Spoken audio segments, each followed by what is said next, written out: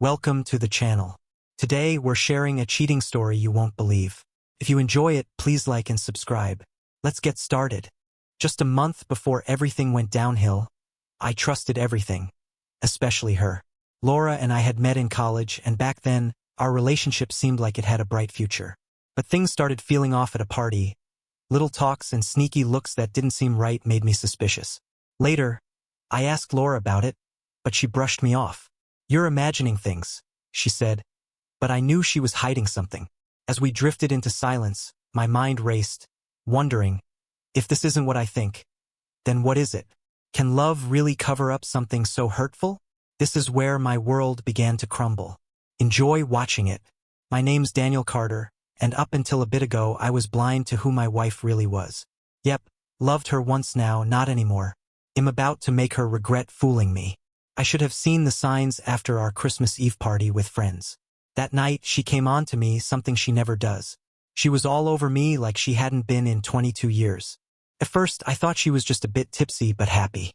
I hoped it would keep up, but it didn't. Come February, she cooled off, and by Independence Day, she was annoyed at me for wanting her too much. I blamed myself for missing the signs, but they were there. At a summer barbecue, that's when it clicked. My wife Laura wanted to dress sexy. She was 64, not heavy, with bright red hair. She looked stunning in her outfit, but the moment that opened my eyes was when she walked in after vanishing for a while, looking too calm. It hit me then, the New Year's sex must have been guilt. Her new extra hours at the animal shelter where she worked, the way she seemed distant, the lack of interest in me. So who was it? I couldn't tell, but I decided to dig deeper before confronting her. Laura and I are from different worlds. She's from the East Coast, me from Ohio. We met in college at North Carolina State University, not the big Ivy League, but a large state school in Ohio. I was raised in a small town filled with German heritage folks. Laura was from San Francisco, much more liberal than my background. She ended up in Ohio because her folks, who met there, wanted her to experience some Midwest values. We first met in the library. She was struggling with math and asking for a Math for Dummies book. I've always been good at math, so when I heard her, I had to help. She looked frustrated when the librarian said the book was checked out. I walked over, introduced myself, and offered to help her with algebra. She looked at me funny but agreed. I joked about being her knight, which made her laugh. She was Laura, I was Daniel. We made a deal: if I helped her pass, she'd owe me pizza, but not just any pizza. It had to be from David's Pizzeria, a well-known place in town. From there, well, things took off.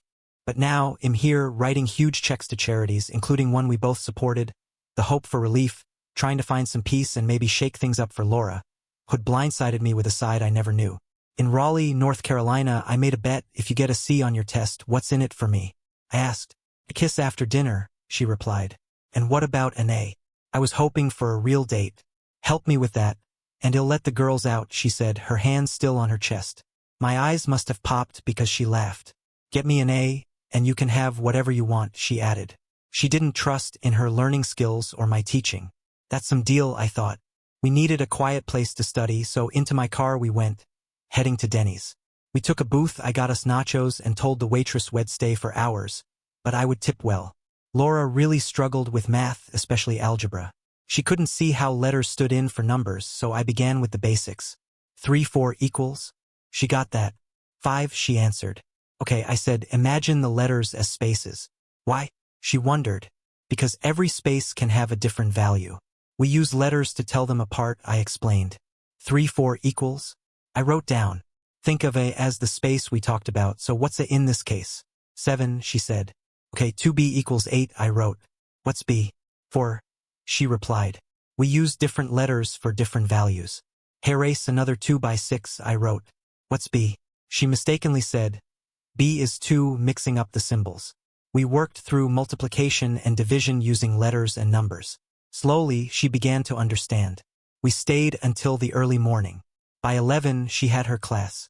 I told her to sleep well, don't cram last minute. She thanked me with a cheek kiss and hinted at hoping for an A with a playful look. I wondered, did she mean what I think? Couldn't wait to hear how she did.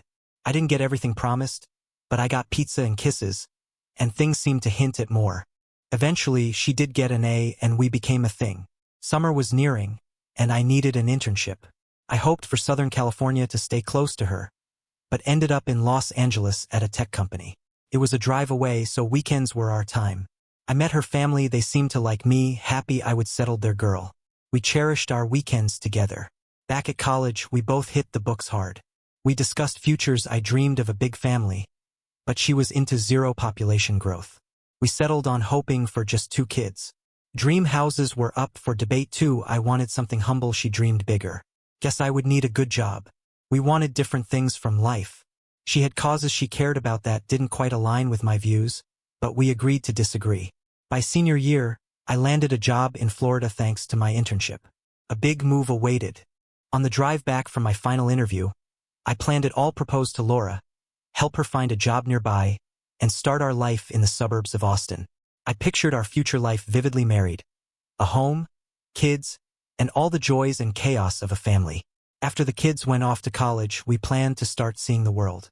On my way back home, I made a stop in Boston. I had my $10,100 bonus with me, ready to buy a ring. I walked into a small jewelry store and picked out a ring set for $8,700. Feeling over the moon, I rushed back to Columbus and called Laura. I wanted us to go out for dinner. During dessert, I asked her to marry me. She cried yes. Then I shared my job news. She was happy but worried about Florida's heat. I reassured her it wouldn't be that different from Ohio. We quickly prepared for the wedding and married in San Francisco on July 4th.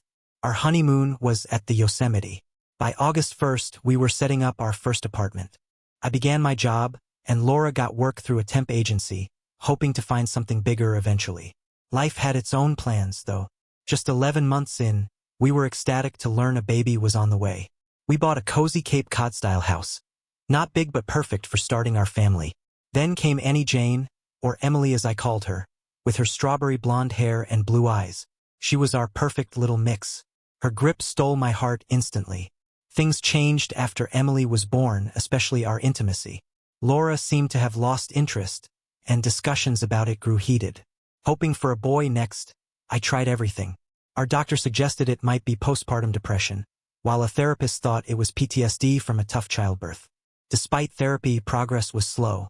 Eventually, I focused my love and attention on Emily, and Laura stayed home, volunteering instead of returning to work. 18 years later, though our home and jobs were great, I sensed something off. At a party, I needed to escape, using a headache as an excuse. I managed to get us home early. Alone in our room, I strategized on uncovering the truth.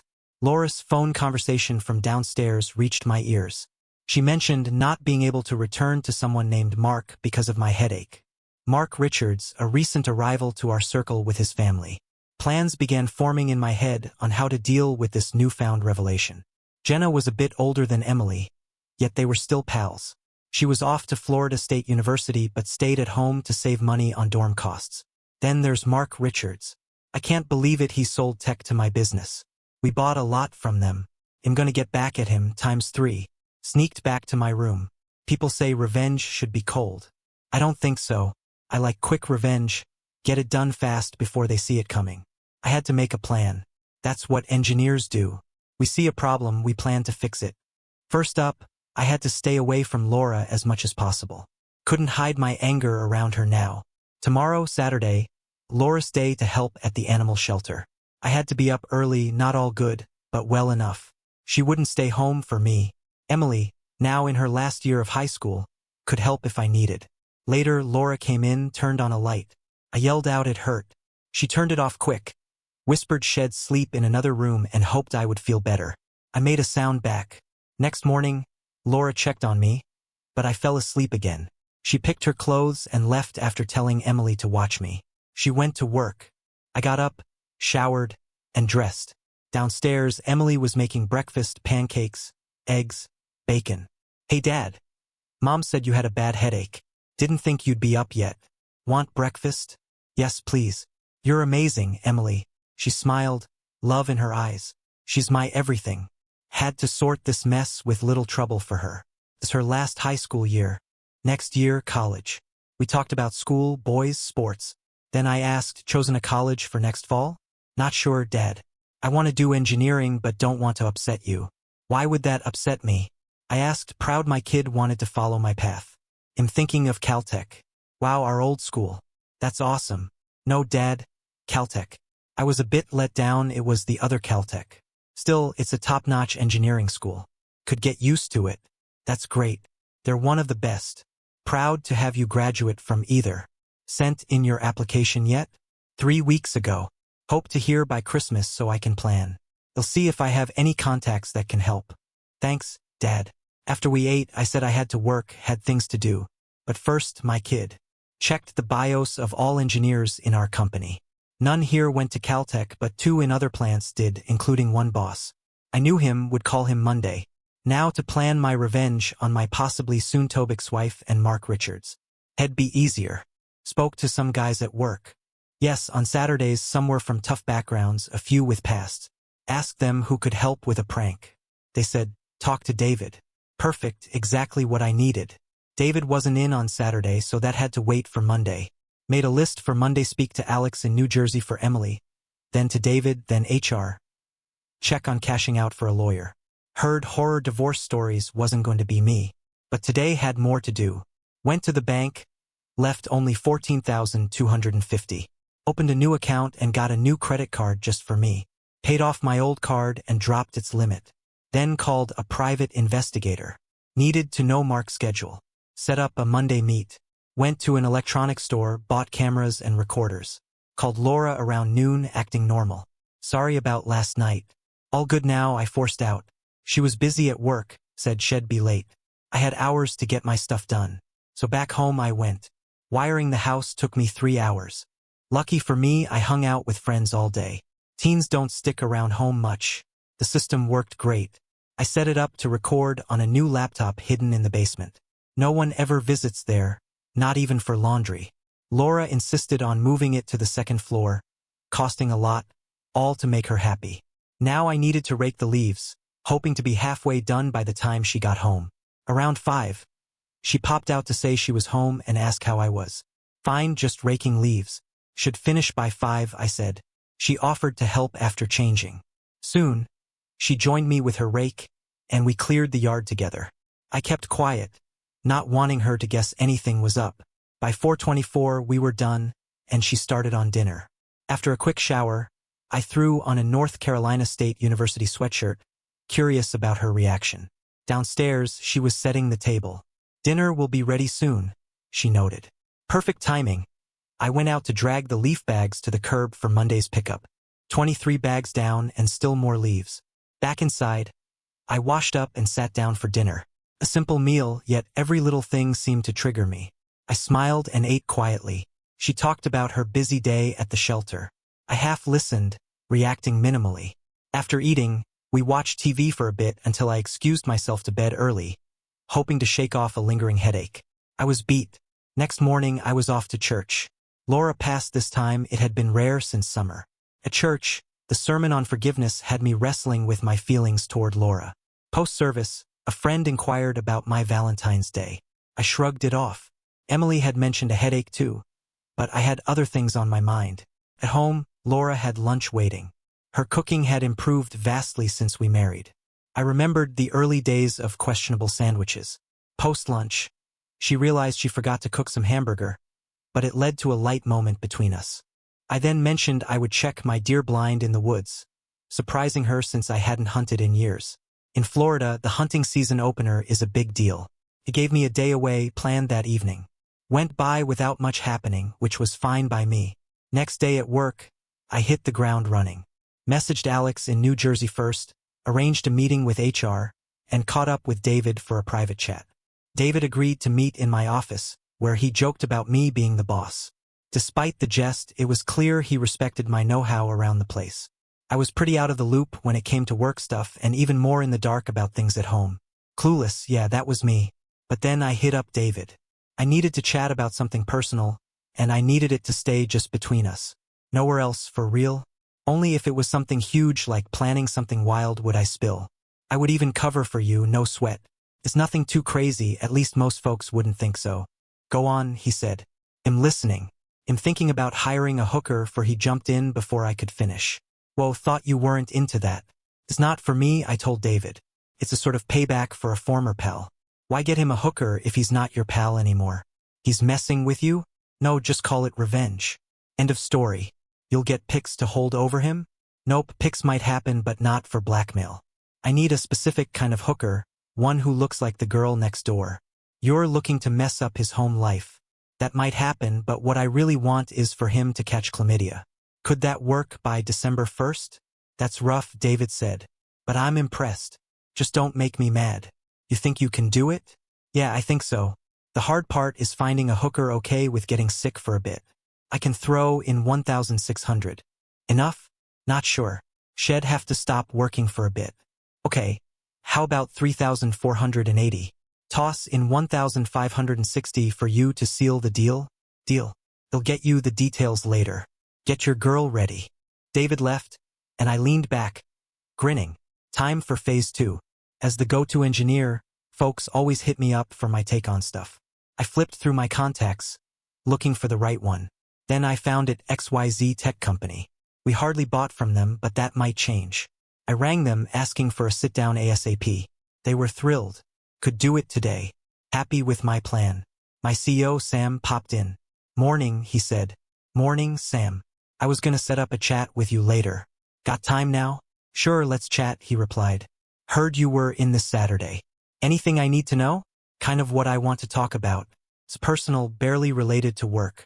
You've been with us nearly 28 years. We're family, and anything you need, just say so. I spilled the beans, asked him to keep it hush, and he agreed. Can't believe Laura did you dirty. Makes me look at my own marriage. How can I help? My ex-buddy, he's the sales guy at ABC Tech. I helped him get in here, but now I want to switch to another company, especially if they match or beat ABC's deal. That's your call, Sam said. Who you thinking of? XYZ. We've bought from them. They're solid. What do I tell ABC? Say we're not happy with their rep, and XYZ promised us better deals and quicker service. That's if today's meeting goes well. He'll let you know, I said. Thanks, Sam. Feels good to have backup. Sam left. I was smiling, plans shaping up. Next step, a divorce lawyer meeting on Tuesday. Then I checked my emails. An HR message said I could drop by. Went straight to it. At HR, Catherine asked what was up. Told her I needed to cash out my 401k. She warned me of the big tax hit unless I moved it to another retirement account. I knew, but my hands were tied. What do I need to do? She helped me fill out forms, still trying to change my mind. Before leaving, I asked about vacation days. 6 weeks total, she said. Perfect for my plans. I should get the cash in my new account in 11 days. The XYZ meeting went well. Sam, Mr. Smith, and the tech guys were there asking solid questions. The XYZ rep handled it all, leaving us sure we were making the right move. After the talk, I asked Sam to wait until next Monday to speak to ABC. He agreed, giving XYZ time to prepare. Post-work, I met up with a private investigator. I needed him to tail Mark and learn everything about his day-to-day life. Come Tuesday, I had a chat with my lawyer. Learning a divorce might drag on for months, since we're in a no-fault state, meaning proof of cheating wasn't needed. Worse off, a divorce would hit my wallet hard. Imagine that, begging during marriage and then getting financially dinged at divorce. I told the lawyer I would ponder over it, whether I could forgive past mistakes for my financial well-being. If Laura kept up her antics, though, I would push for action by year-end. The lawyer also mentioned out of 3 possible judges for our case, 2 were very sympathetic and often leaned towards the woman in financial matters. If it went that way, I would end up funding Laura's lifestyle unwillingly. Could we move past this? I deeply cared for her. If she opened up by Labor Day, maybe I could forgive. I would give her chances to come clean, yet also enough rope if she chose to stray. Meanwhile, I planned to avoid intimacy since Valentine's Day. Come Friday, David dropped by, asking for a chat. We nailed down the plan with a woman who'd play the part by next Friday, ensuring she'd be contagious yet symptom-free for a while. Labor Day weekend would be decisive. After checking with the PI, Mark's habits were predictable: a drink at a hotel bar post-work, then home. The week passed with endless leaf raking. If only my neighbors weren't stealthily adding to my pile. Sunday brought church with Emily. My daughter sensing something off but only got busy at work as my explanation, sparing Laura any worry. Going into the holidays, lunch with Laura and Emily went as usual, the latter excited about a shopping trip. Alone at home, I hesitated but checked my laptop, Eventually hearing Laura's half of a conversation with Mark reignited my anger. Monday, I confirmed Friday's setup with David at the hotel bar, painting a believable backstory. Sam reaching out to ABC hinted at us withdrawing our business, sending them into panic given our significant share. Promises of a new sales rep and matched quotes followed, setting the stage for a crucial Wednesday meeting with them, aiming for a better deal. This tale of intrigue, deception, and a quest for justice unfolds amid the complexities of marriage, betrayal, and the pursuit of a fair outcome rooted in love and conflict. After our chat, it was clear the boss was mad about how we'd been treated by the last sales guy. We told him how the guy acted like he ran the place and thought we'd always stick by. We did decide to keep using them, but just as a second choice. Now and then, it was time to leave, so we did. I rang my private eye to tell him to hang out at the bar on the next few nights to see if Mark turned up, especially on Friday when I had another plan in mind. Plus, I wanted photos.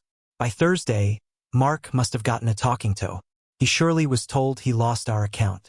That's a big dent in his pay. When I got home, I told Laura I was off to clean my rifle in the basement for the weekend hunt. Down there, I got a call from the PI. Mark was at the bar, had 3 drinks. Sure signs he was worried. Back upstairs, I asked Laura about dinner. She seemed far away. I had to ask again. She said we'd order pizza. Fine by me. I said I would get my hunting stuff ready. When the pizza came, it was just us eating. Emily was out. Laura seemed off, but I left it alone. After we ate, she asked if work was okay. She heard from Sophie that Mark was talking about big changes at our place. I told her not to worry, that if something big was up, I would know. I mentioned Mark was probably stressed about his job since they rely a lot on our business. I reassured her I would keep an eye out at work, but we had the next day off for deer season, so it was just us engineers and maintenance crew trying to improve things. She worried about what we'd do if I lost my job. I brushed it off, said maybe she could talk to Mark. I promised I would chat with Sam at work. She hoped I was right. Sophie was worried too. Next day at work, we were all hands on deck since production was halted. Busy till about 3:00 p.m. Then I checked in with my PI. He was all set for Friday. Had rigged a room with cameras if Mark took the bait. Couple $100 can go a long way. Thanks, Bob, I said, planning to meet him after my hunt the next day. I had to prepare just in case, so I called the bank about a home equity loan, no strings attached, just in case Laura and I needed it. When I got home, Laura was still out. I checked my laptop, nothing new. Hung up my hunting gear, grabbed a beer, and just thought about life. When Laura walked in, I tried one last time to connect, suggested we spend some quality time upstairs. She wasn't up for it, said maybe after hunting. I joked about being back by 4 to avoid careless hunters. I joked about dinner, knowing how she'd react. Emily came home, we had dinner, and I brought up an old cooking mishap of Laura's for a laugh, but she wasn't amused. It was just us again, watching TV, the night winding down as usual. At 6:31 p.m., I spoke up, saying I would hit the hay so I could wake early and head into the woods at dawn. I thought, why not ask one more time, do you want to come with? It was still early, but knowing my luck, if I slept now, I would be wide awake at 3:00 a.m., tossing and turning. Well, no harm in trying, right? So to bed I went. Come 3:29 a.m., my alarm buzzed, and by 5, I was out the door. I found myself at Denny's, ordering a big breakfast. As I waited for my meal, my mind wandered back to the past 20 years with Laura. Where did we go wrong? How did it come to this? Could I ever forgive her? Was my love for her strong enough to get past this? When my food arrived, I barely touched it. Hunger had left me. Instead, I just sat there, lost in memories of better days. Had those days now passed us by? An hour and a half later, with most of my food still on the plate, I stood up, left a 18 bill on the table, and left. I drove aimlessly until I ended up by the Brazos River, looking across at the other side. I pondered over my nearly 24-year stay here. I hadn't achieved much. Never had I visited Mexico's capital. This needed to change. I promised myself to visit every state capital and to explore Europe with my free time, soon to increase. It seemed doable. Before long, I headed to work. Walking in, I saw the maintenance crew busy with their tasks. There was a real chance I wouldn't be around in a year's time. My marriage was on the brink, my job was unstable, and my daughter, Emily, would be off to college soon. There'd be nothing left here for me. I spent the morning in my office, lost in thought until it was time to leave. Even catching a glimpse of Mark's antics couldn't lift my spirits. As expected, Mark, ever the womanizer, had taken a recently unemployed housewife to our setup room. I couldn't help but wonder if karma would catch up with him. Immediately, in 2 weeks, Labor Day weekend, I planned to be out of town on an emergency. Mark's method was always the same: listen, empathize, then offer a comforting solution. Watching them, bitterness filled me.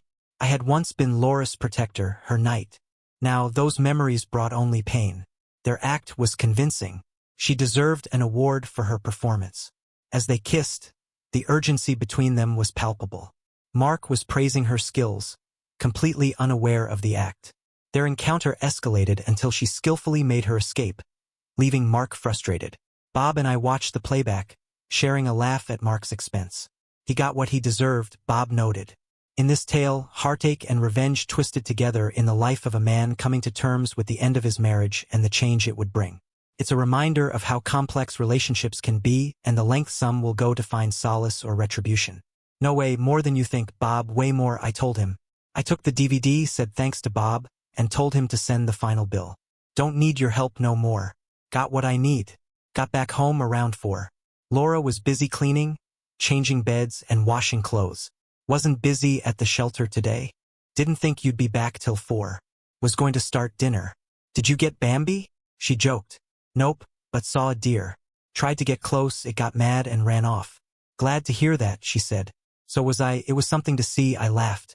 Going to clean my gun and store it for next year. You're not going back out? Still got 1 week, she wondered. Nah, not feeling it. Maybe next year. Went downstairs, put my gun away, didn't use it, so no cleaning needed. Took a moment to check my laptop for anything new. Saw her getting ready for work, then coming back at noon. Maybe it was a slow day at the shelter, or she had plans, knowing I would be out for hours. She made a phone call. Wondered who she was talking to. Hey Sophie, she said. It hit me how she didn't seem guilty. Chatting with Sophie like nothing was wrong. Made me wonder if Sophie knew about it all. Heard her talk about a slow day, not focused because of what Sophie said about Mark and his job. In my head, I figured she was really thinking about Mark. Listen more. No, he's out probably missing shots at deer. Not bothered by it.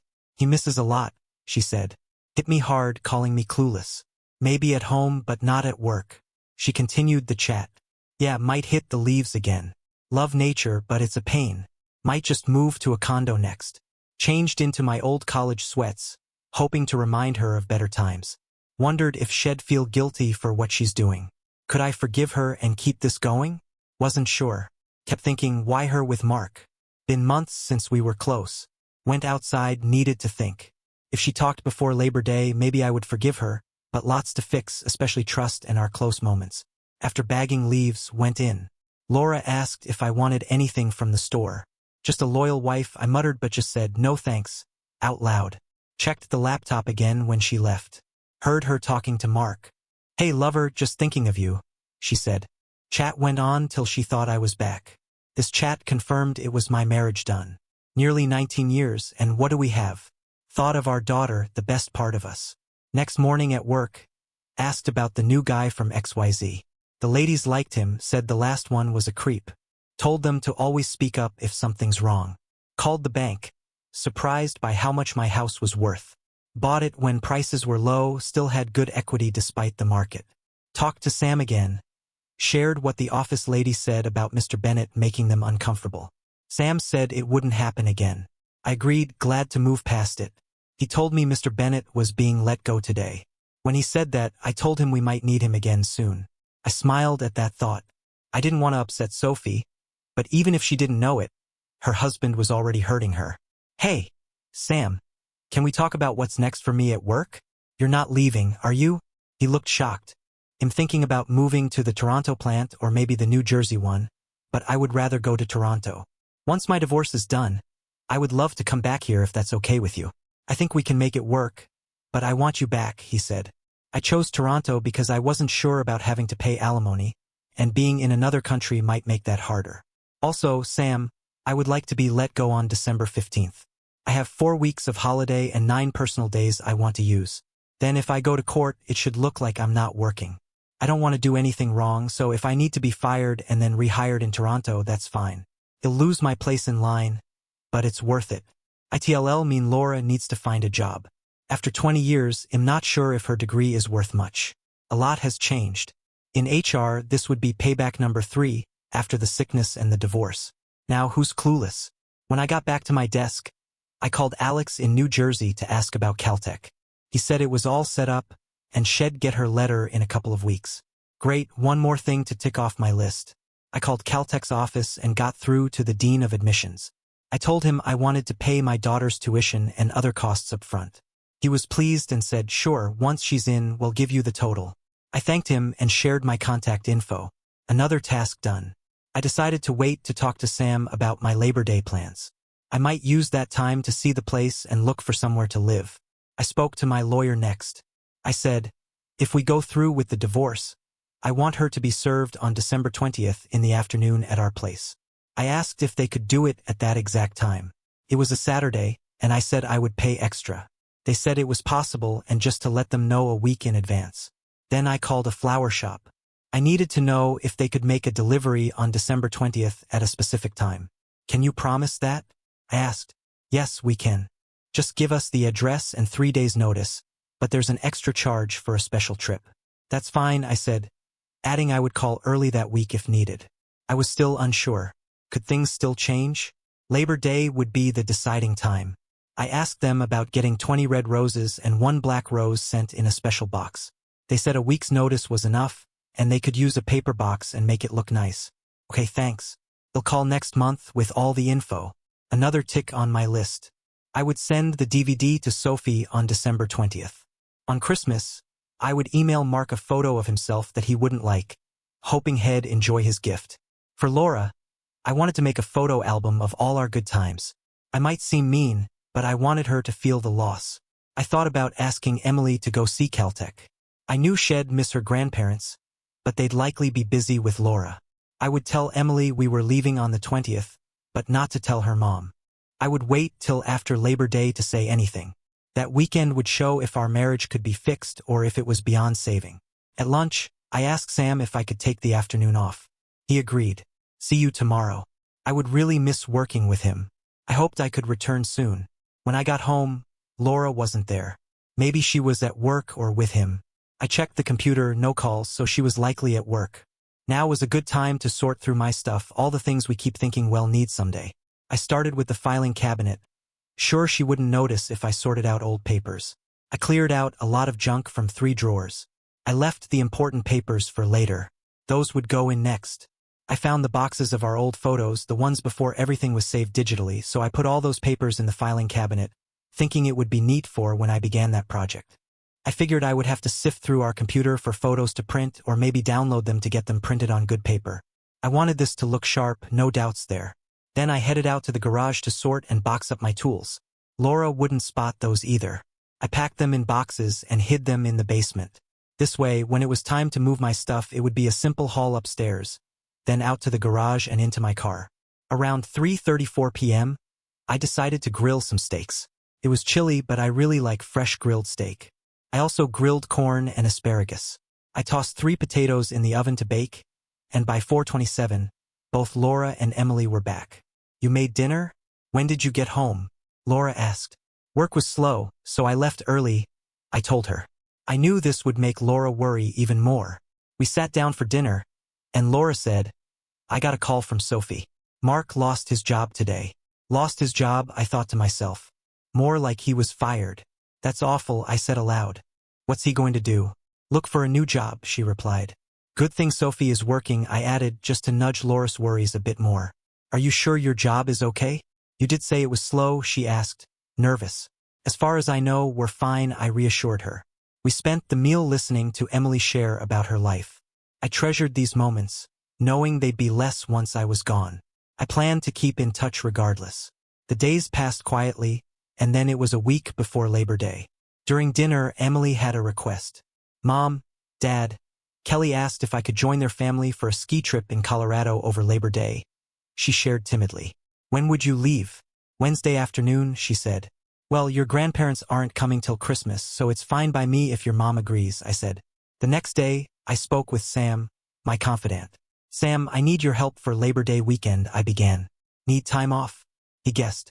No, I need to set up a scenario to test Laura, I explained. I wanted to create a fake emergency that would take me out of town, giving Laura the chance to show her true colors. You think it won't work out between you two? He asked. If she's honest before Labor Day, maybe. If not, well, it's over, I said. Sam agreed to help with my plan. Driving home, part of me hoped for Laura's honesty. I truly loved her and didn't want to lose what we had. I suggested we have dinner out on Tuesday, seeing as we'd miss Labor Day together. Emily was excited, feeling guilty about missing Labor Day. I managed to book us a table at Le Petit, an upscale place for Tuesday. It felt like a last celebration, a final good meal together, mirroring what we had before any of this turmoil began. I let Emily and Laura know we had plans at 5:34 the next night. Emily texted me right back, but it took until the afternoon to hear from Laura. I wondered what she was up to, now that Mark didn't have a job. I had a few guesses. On Monday, Laura wanted to know if I could be a job reference for Mark. I said yes, thinking I would get calls from places wanting to hire him.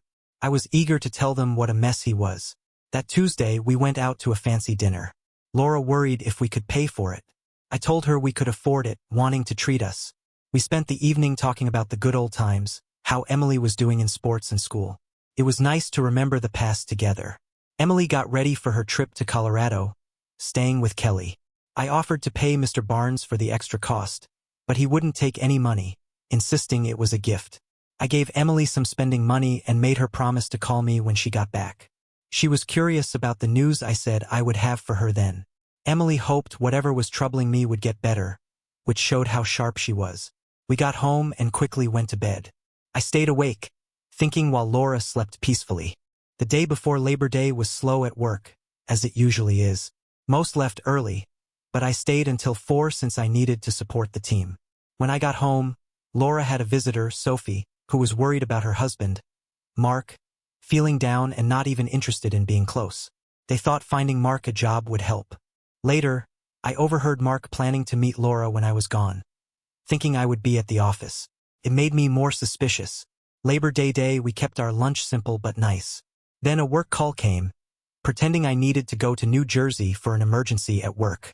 Laura found it hard to believe, wondering why now. I explained it was urgent because of a big order we had. I had to make sure everything was perfect. I packed quickly, making sure my laptop would record anything happening at home while I was gone. Laura helped me find my things, not knowing my real plan. I packed for all occasions, making sure I was ready for anything. Laura watched me, puzzled by the amount of stuff I was taking. I pretended it was all necessary, hiding my true feelings and plans. I had to be at the factory by 6:00 a.m. Catching a flight at 1:00 a.m. wasn't for me.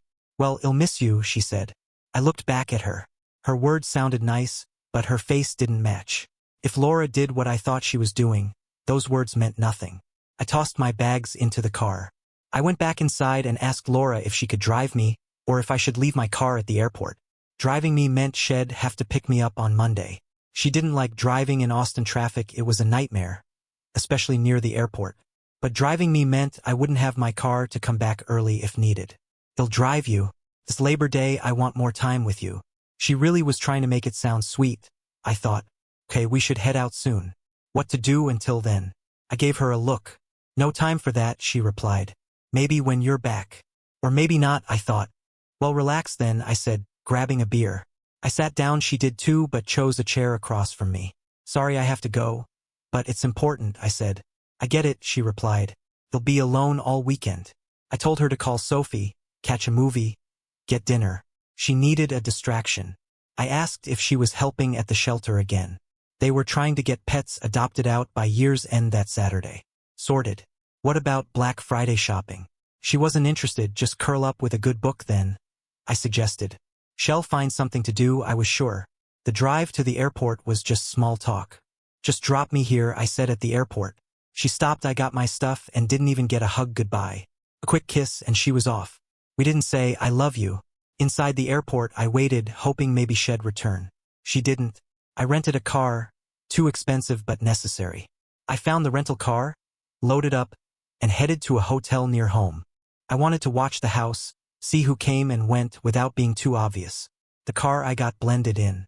By 8:00 p.m., I drove by. No one had come. The TV was on inside. Maybe Mark was staying home this Labor Day. I went back, called Laura at 8:00 p.m., saying I got in and was going to bed early for the early start. "Miss you," she said.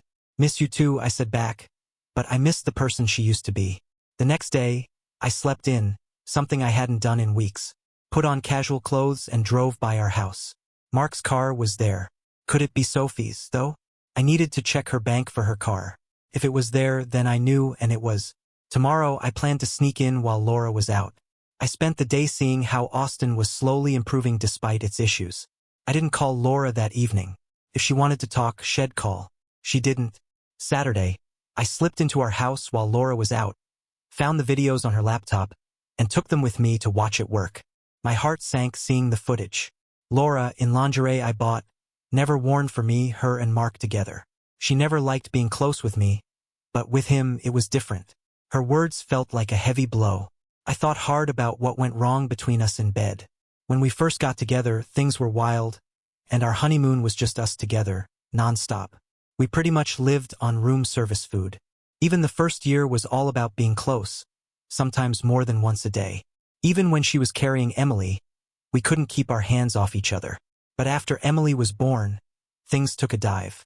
I get that a new baby eats up time and you're tired all the time, but even when our little one had a sleep routine, the spark didn't return. I kept wondering what I did wrong to make her not want me anymore. Then I saw it on the screen. They were already going at it. He was dominating, just pounding away. "Doesn't he go hard like this?" he said between grunts. "Never," she answered. Then he switched it up, put her on her hands and knees and went at it again. This scene felt too familiar, almost rehearsed. He was hard on her, and she was loving it, making noises I hadn't heard in 23 years. Maybe I wasn't tough enough for her. I had every angle covered: her face from the headboard camera, a shot from the closet, and an overhead view from the ceiling fan. I couldn't watch anymore. I paused, printed the evidence, and shut everything down. I guess Sophie wouldn't be too happy to see these photos. Come Monday, I would have to speak with Sam about moving. Leaving this place would be hard. It had been a huge part of my life. Back at the hotel, thoughts flooded my mind. Laura no longer wanting me but okay with being treated poorly by another. It hurt. I bought some beer and tried to drink away the pain. The next day I was a mess. I realized my marriage was a lie. The only good thing was Emily. I hadn't eaten since yesterday, so I went back to the same diner. I needed to stay low for another day. While eating, I plotted my revenge. I would serve her divorce papers in the most shocking way on Christmas, when her parents were around. The picture collage from the zip drive would be the final blow. Emily called, asking about my plans. I picked her up, and she immediately knew something was wrong. "We're getting a divorce," I told her, explaining the betrayal. Emily was shocked but understood. We couldn't pretend nothing was wrong. We agreed to act normal until I exposed everything right before her grandparents' arrival. "Can't you fix it?" she hoped. "No, honey," I sighed. "It's done." I spilled the truth because Emily knew something was up. She's smart and needed honesty. Despite everything, would get through this. She believes I have no clue. But I caught on last Valentine's Day. That's when my headache hit. Who's doing it? It's not someone I know, right? Well, it'll come out soon enough. "Yes, Dad, it's Mark Richards. Does Mrs. Lewis know?" "Not yet," I said. "Wow, Jenna will be crushed. She adores her dad," she said. "Yeah, she really looks up to him." "No, Dad. It's like she can't get enough of him. That's why she's going to Florida State, to stay close to her dad." I had no idea. This will hit her hard. "Make sure you're there for her," I said. "She might not want my help, Dad. It's my mom he's caught up with, right? Maybe Mr. Bennett and your mom have something real," I suggested. "I'm going to start the divorce right after our Christmas," I told her. "That seems harsh, Dad." "I know, Emily, but it has to be before the new year. I need to do it for myself." Silence fell. "Now for some good news," I said with a smile. "Good news? I could use some after that shock. You're going to get a letter from Caltech soon." "What, really? Your dad has friends, but you earned this. I just heard early. I'm also covering your tuition, room and board, and books for 4 years." "How can you afford that?" she asked. "That's where my friends come in. Don't worry. Just focus on studying something you love. I'm going to be an engineer like you." "Who's obsessed now?" I joked. "Dad, I love you. So keep this happy feeling for the next few weeks. Don't let your mom suspect anything," I said. "What about visiting the campus on December 20th? You'll miss your grandparents for a bit. That's perfect, Dad. I would rather not be around Mom when you tell her. I parked a bit away in a rental car so Laura wouldn't see. Emily took her things and went inside. Laura welcomed her. Emily acted perfect. Did all women deserve Oscars? Laura had fooled me too. On Monday, I spoke with my lawyer. Divorce papers would be delivered on the 20th. Then I called the florist for a delivery on the same day. I wanted 16 red roses with a black one in the center. The note would say 22 good, 1 bad. Look under the lid. I made sure they drop it off right at 2:56 p.m. the next day. I paid extra for this to happen, telling the lady I couldn't tip the driver. I gave her $166 for him. Home felt good that night and I slept deep. Woke up at 8 and started a big breakfast. Emily had coffee going. Eggs, waffle mix, bacon, ham, sausage, biscuits and gravy were on the menu. My dad used to say, "Eat up, you don't know when you'll eat again." Laura seemed to feel that one deep. After breakfast, we chilled. I planned to grill steaks at 1, with family time being key, especially around Christmas this year. We shared old Christmas stories, and it was a mix of sweet and sad feels. At 0:17, I got potatoes and a sweet casserole baking. By 2:47, steaks were sizzling on the grill. Emily joined to toss salads together while I minded the grill. Lunch was great, and we just enjoyed being together. Around 2, we started on gifts, the big ones last.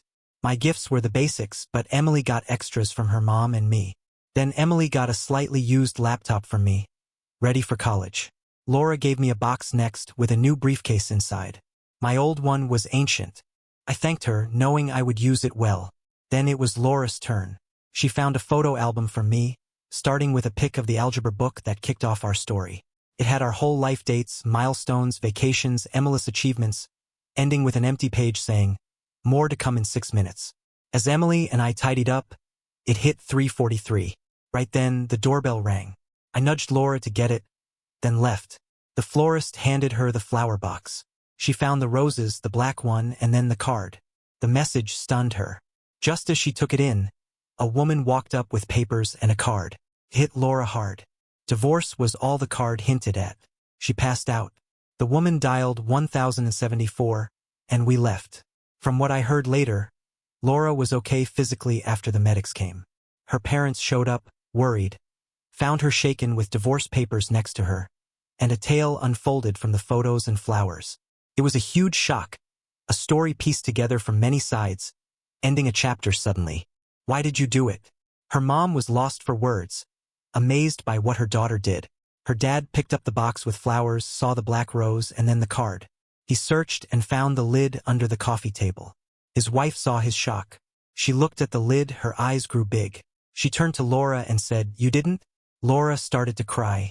They moved everything to the kitchen table. They spread it all out. The lid was flipped, so no one saw the picture.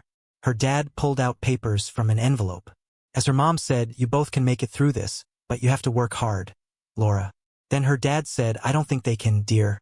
He gave her a look. He showed a paper that seemed like an old hospital bill. Then he stared at his daughter.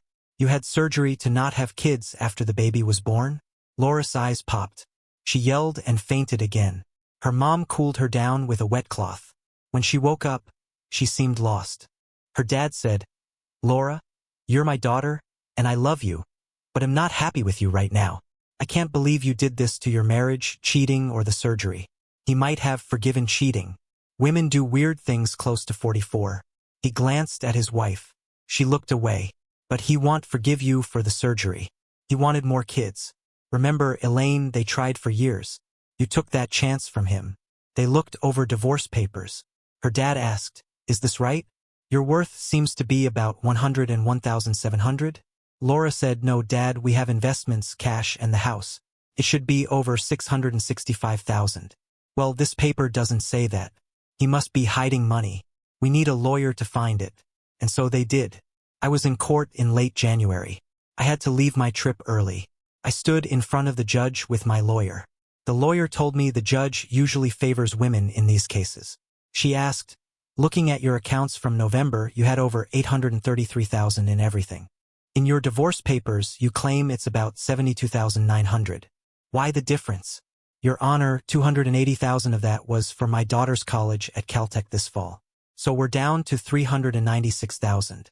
Then 288,000 went to charities we like. That's 81,000 each, leaving about 97,200.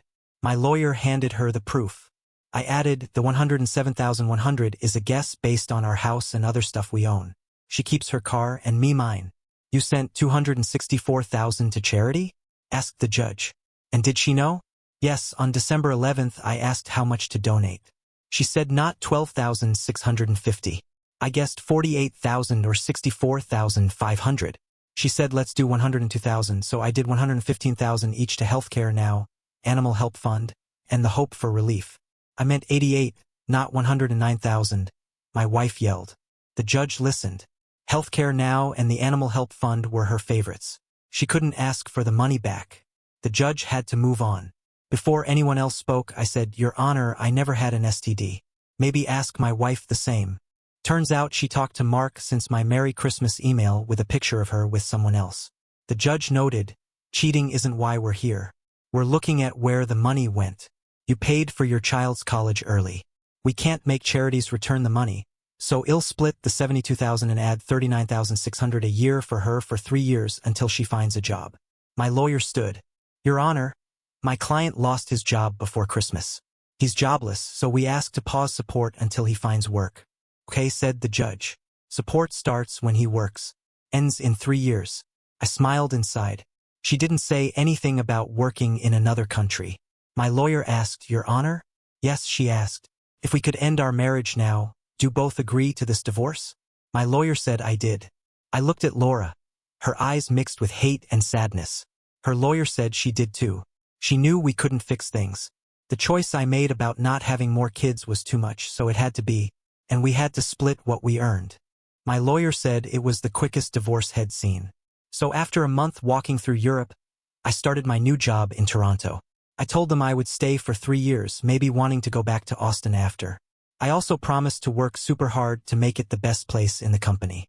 I left my marriage with not much money, and so did she. But I could live with less, and in 13 years with smart choices, I hope to save up to 0 million. 16 years later, things didn't go as planned. I did go back to Austin after 3 years. I left the Toronto place in great shape. I came back as the boss of the plant. Sam had retired and said good things about me. Laura went back to California. She's with her parents, helping them as they get older. She went out with some guys, but nothing serious happened. I wonder if it was because of her or them. Maybe when she shared why her marriage ended, they got scared. I would like to think that. I'm married with 2 kids. One's an engineer working in New Jersey.